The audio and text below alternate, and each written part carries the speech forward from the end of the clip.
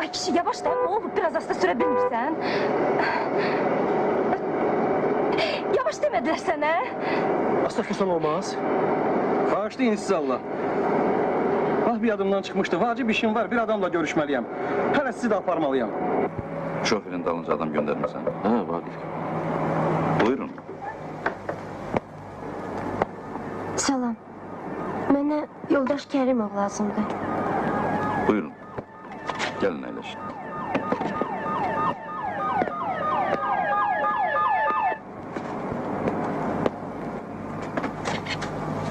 Sizi dinleyirim.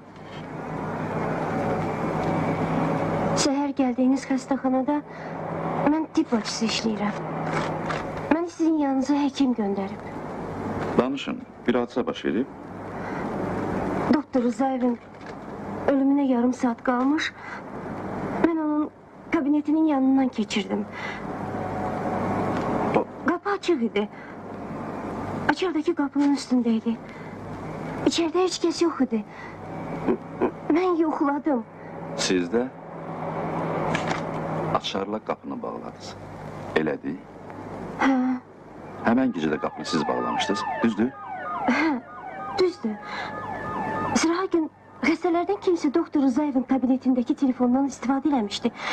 Kodla zəng vurmuşdu. Ona göre de Doktor Rızayev beni çok anladı. Odur ki mən də... Gidek. Hara?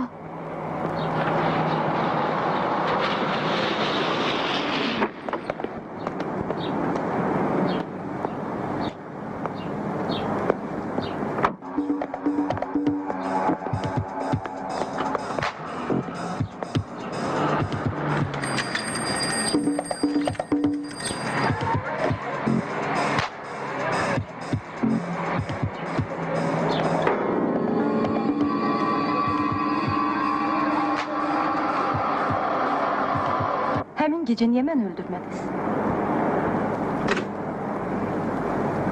Ben adam öldüren değilim. Əcəb işdi.